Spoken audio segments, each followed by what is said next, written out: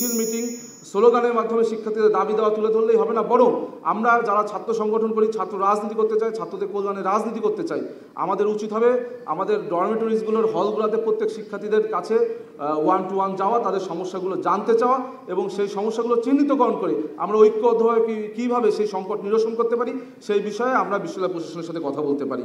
আরেকটি আমরা আমাদের এক ধরনের আত্মসমালোচনার কথা উনি বলেছেন, আত্মসমালোচনা একটা করতেই চাই। আমরা জাতীয়তাবাদী ছাত্রদল অথবা আমাদের যারা এখানে বিএনপি স্ট্যান্ডিং কমিটির সম্মানিত সদস্য রয়েছেন, আমরা কিন্তু একটি জায়গা পিছিয়ে, সেটি হলো ন্যারেটিভ তৈরিতে। আমরা সকল শিক্ষার্থী বান্ধব কাজ বলেন, রাষ্ট্রের পক্ষে বলেন, বাংলাদেশের নাগরিকদের জন্য সকল কাজে কিন্তু আমরা এগিয়ে আছি, কিন্তু আমরা একটি জিনিস আমরা দেখছি যে আমরা ন্যারেটিভ দাঁড় করাতে পারছি না সোশ্যাল মিডিয়ায়, যেটি অত্যন্ত গুরুত্বপূর্ণ। আপনি দেখছেন এই নির্বাচনকে কেন্দ্র করে নির্বাচনের প্রথম আওয়ারে আমাদের ভিপি প্রার্থীকে কীভাবে মিডিয়া ট্রায়ালে স্বীকার করা হয়েছে। সেই মিডিয়া ট্রায়ালের মাধ্যমে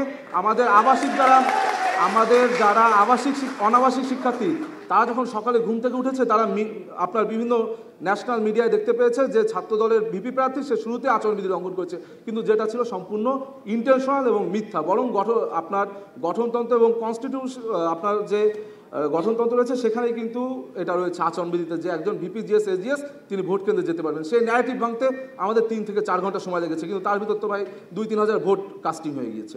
সুতরাং আমি আমাদের সম্মানিত স্ট্যান্ডিং কমিটি মেম্বার তার কাছে আমরা অনুরোধ করবো, আমাদের দল যেন, বাংলাদেশ জাতীয়তাবাদী দল বিএনপি যেন গণমানুষের দল হিসেবে, এদেশের আশা আকাঙ্ক্ষার প্রতীক হিসেবে তারা যেন এই যে আমাদের সোশ্যাল মিডিয়া কেন্দ্রিক যে চিন্তাভাবনা, এই চিন্তাভাবনাকে যেন আমরা প্রায়োরিটাইজ দিই, কারণ এখন ন্যারেটিভ না ভাঙতে পারলে আমরা অনেকাংশে পিছিয়ে যাচ্ছি।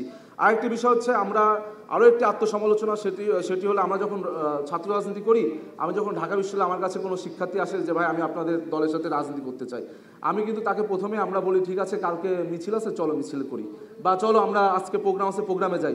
কিন্তু আমরা যখন শিক্ষার্থীর সাথে মিশি তখন কিন্তু আমাদের একটি রিয়েলাইজেশন করার সুযোগ হয় যে এই শিক্ষার্থী কি কিসে ভালো, সে ভালো বক্তব্য দেয়, সে ভালো লেখে, কিংবা সে কি ভালো গান গায়। কিন্তু আমরা কিন্তু এই পৃথকীকরণগুলো করি না। এই যে আমাদের যারা সোশ্যাল মিডিয়ায় লেখে তারাই আমাদের পলিটিক্যাল রাজপথে থাকে, যারা রাজপথে থাকে তারাই সোশ্যাল মিডিয়ায় লেখে। তার ফলে কিন্তু আমাদের যে একটি পৃথকীকরণ, এই যে অ্যাক্টিভিস্টদের যে পৃথকীকরণ, সেটা আমরা করতে পারছি না। এই জন্য আমি আপনাদের কাছে অনুরোধ করব, আপনাদের কাছে যারা শিক্ষার্থীরা আসবে তাদের যেই ক্ষেত্রে পারদর্শী, তাদেরকে সেই ক্ষেত্রে আপনার কাজে লাগান।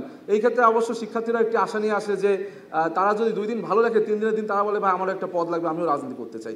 কিন্তু এই ক্ষেত্রেও তাদেরকে আপনাদের বোঝাতে হবে যে ভাই তুমি যদি সাংবাদিকতা করো, এখানে সাংবাদিকদেরও রাজনীতি আছে, সেখানে তুমি ভালো করতে পারবা। তুমি যদি অন্য কোনো কো-কারিকুলার অ্যাক্টিভিটিস করো, সেখানেও তোমার ভালো করার সুযোগ রয়েছে। এই যে শিক্ষার্থীদের বোঝানোর দায় দায়িত্ব কিন্তু ছাত্র সংগঠন হিসেবে আমাদের।